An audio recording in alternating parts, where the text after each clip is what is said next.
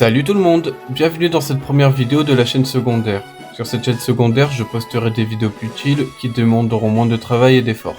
Bref, pour cette première vidéo, je voulais vous faire ma tier list sur les évolutions finales des starters. Mes critères de jugement se baseront sur le chara design du Pokémon, comment moi je le trouve et mon expérience avec ce dernier. Pas de stratégie parce que sinon plein de Pokémon se retrouveraient tout en bas de la liste. Alors évidemment ce n'est que subjectif, ce ne sont que mes avis. Vous avez le droit de ne pas être d'accord avec mes avis, il n'y a aucun problème avec cela. Vous pouvez même vous exprimer dans les commentaires. Bon, sans plus tarder, on va commencer avec les starters de la première génération et on commence avec Florizarre. Alors Florizarre c'est le starter de type plante poison, comme beaucoup de Pokémon plantes dans la première génération. Florizarre c'est un Pokémon que j'aime beaucoup. Pour la petite anecdote, avec mon compte TikTok Bardouille Pokémon, abonnez-vous et peut-être que je publierai du contenu autre que de la stratégie là-bas. Je suis allé sur des lives et j'ai demandé à une trentaine de personnes de choisir entre Bulbizarre, Carapuce et Salamèche. Sur les 30 personnes, 26 ont pris Salamèche, 3 ont pris Carapuce et une personne a pris Bulbizarre. Et de mon point de vue, je trouve qu'il est trop sous-coté alors que c'est le meilleur starter à prendre en première génération si tu veux finir le jeu. C'est le starter que je prends tout le temps quand je veux faire une partie sans difficulté. Et je trouve que son chara design est très bien. Donc je le mets en sous-côté et je pense qu'il mériterait plus de popularité. On passe à Tortank, starter de type eau. J'aime beaucoup son chara design et l'aura qu'il dégage. Surtout les canons sur son dos. Et quand il méga évolue, il a un énorme canon sur son dos, c'est incroyable. Niveau expérience, c'est pas un starter que je prends souvent, même s'il peut battre certains champions à lui tout seul, mais c'est vrai qu'il est sympa à jouer. J'ai pas grand chose de plus à dire, donc de mon point de vue, il va dans le tiers bien. Ensuite, Dracofeu, starter de type feu-vol. C'est une des mascottes de la première génération, très populaire auprès de beaucoup de personnes. Comme beaucoup, on a été surpris qu'il n'avait pas le type Dragon-Feu, alors qu'il le mérite clairement. C'est quand même un dragon le truc.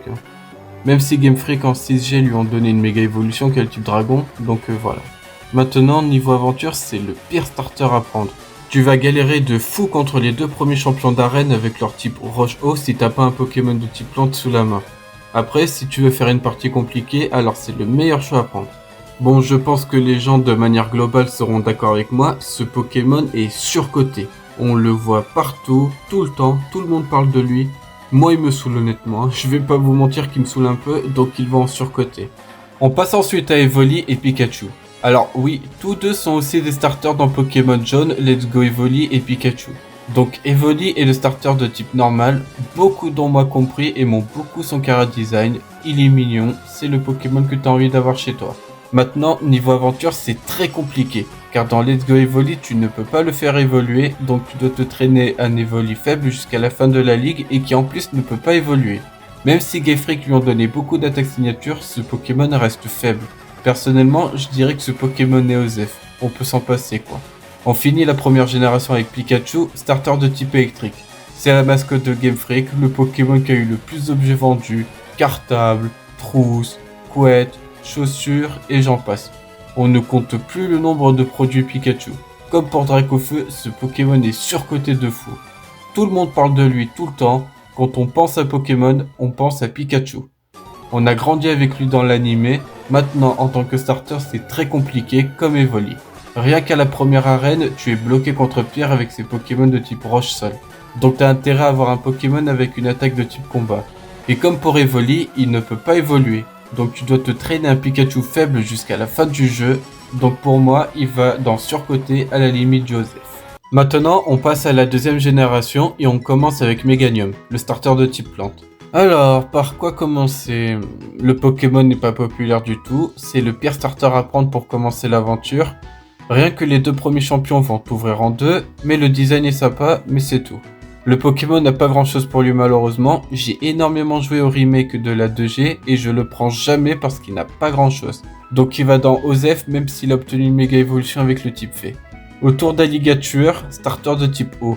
C'est un de mes Pokémon préférés, celui que je prends souvent quand je commence une nouvelle aventure.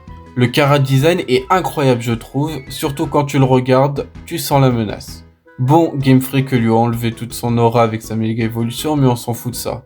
C'est un très bon Pokémon pour l'aventure, donc je le mets dans incroyable. Et on finit le bal de la deuxième génération avec Typhlosion, starter de type feu. Alors je sais que j'ai dit que je parlerai pas de stratégie, mais pour la petite anecdote, ce Pokémon a les mêmes statistiques que Dracofeu. C'est les mêmes. Au niveau du design, il est magnifique. Bon, son passage à la 6G a fait qu'il a perdu toutes ses flammes dans son dos, j'ai pas compris pourquoi. Au niveau de l'aventure, c'est un très bon starter, sauf pour la dernière championne. Mais normalement, tu as d'autres Pokémon, donc ça va. Pour moi, il devrait être entre bien et incroyable. Donc je vais créer un tiers que je vais appeler très bien et le mettre là-dedans. On passe à la 3ème génération et on commence avec Junko, le starter de type plante. Son design est plutôt cool, au niveau de l'aventure ça va dépendre de ta version. Si tu joues sur Pokémon Emerald, tu tombes sur Marc, maître de type eau, donc t'as l'avantage. Et si tu joues sur les autres versions, ça va être compliqué avec Pierre Rochard, le maître du type acier, Alizé, championne du type vol, et la team magma.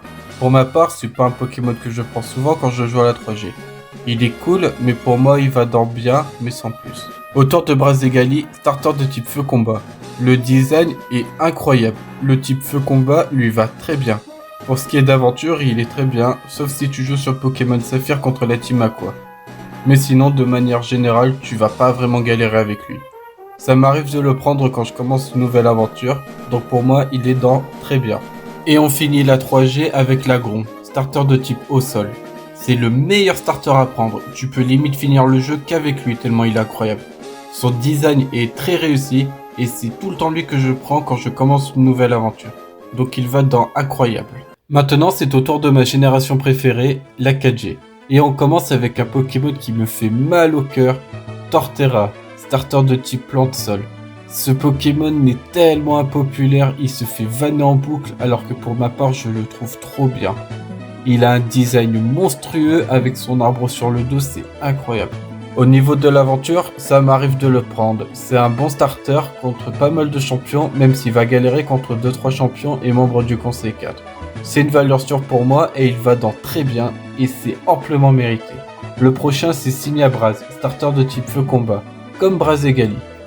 Je le dis de suite, c'est mon starter préféré. Design incroyable, il a une aura légendaire, c'est une valeur sûre dans l'aventure, voire même le meilleur du trio.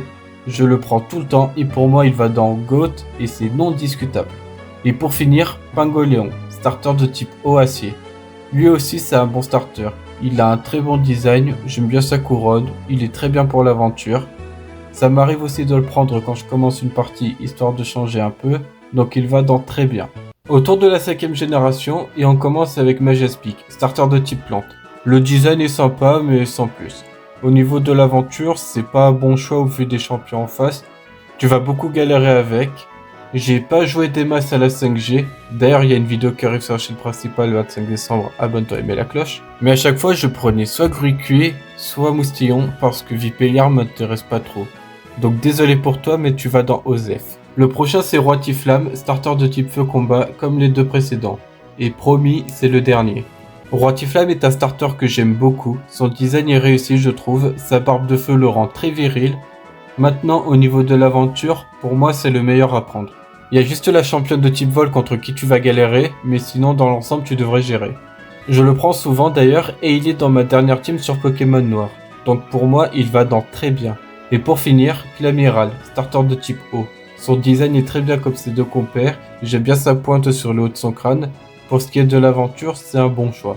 Tu risques pas vraiment de galérer à part contre Inésia, donc ça devrait aller. Pour moi, il va dans bien. On passe maintenant à la 6G, et comme je l'ai dit dans la vidéo sur Sapero, je n'ai joué à la 6G qu'une ou deux fois. Et la seule fois où j'ai joué autre que pour le défi, j'ai pris blindé pic. Donc ce sera surtout du ressenti et non de l'expérience. Et on commence justement avec blindé pic, starter de type plante combat. Alors, je ne suis pas très fan de son design. Au niveau de l'aventure, il m'a pas servi à grand chose pour être honnête. Il est faible contre pas mal de champions et membres du conseil 4. Donc pour moi, il va dans Osef. Vous remarquerez qu'il y a pas mal de types plantes, mais c'est parce que de manière globale, les types plantes ne sont pas fous pour l'aventure. Ensuite, Goupelin, starter de type feu psy. Son design est incroyable, je trouve. On voit bien que le type psy lui va très bien.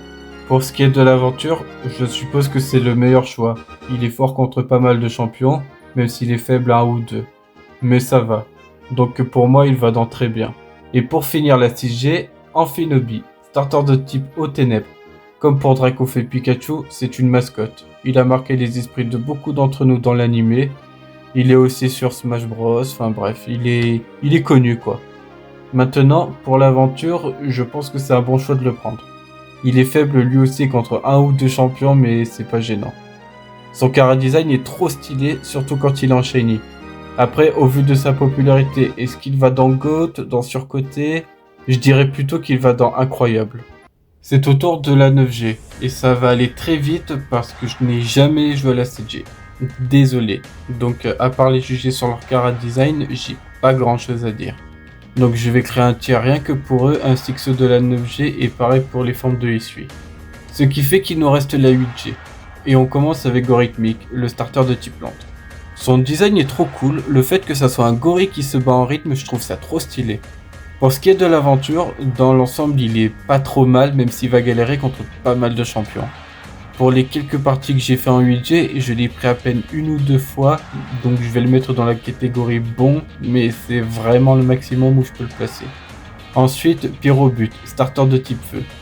Le design est stylé je trouve, le fait que ça soit un lapin qui fasse du foot c'est cool. Concernant l'aventure, comme pour Gorithmic, il va galérer contre pas mal de champions. Après, est-ce que ça en fait un mauvais Pokémon? C'est le deuxième que je prenais le plus, donc je le verrais bien comme Gorithmic dans bien. Et pour finir, les Argus, starter de type eau. Lui, je l'adore. Son design est génial, le fait que ça soit un sniper, c'est trop cool. C'est le starter que je choisis le plus souvent, il va galérer contre les deux premiers champions et le dernier ça va. Alors évidemment, je m'en suis rendu compte qu'à la fin de la vidéo, mais quand je parle des starters, je parle de la ligne évolutive jusqu'à la dernière étape. Je sais bien que tu commences pas le jeu avec un Simiabras ou un Lagron. Donc pour moi, les Argus va dans très bien, à la limite de incroyable, mais faudrait pas abuser. Vous remarquerez que de manière générale, j'aime beaucoup les types eau. Et voilà, c'est la fin de cette tier list. J'espère qu'elle vous aura plu. Dans un futur très lointain, je pense refaire la vidéo en ayant joué tous les starters de la tier list. Alors, encore une fois, c'est subjectif et ce ne sont que mes avis. Vous avez le droit de ne pas valider mes choix. En tout cas, c'était tout pour moi. On se retrouve pour une prochaine vidéo. Salut tout le monde!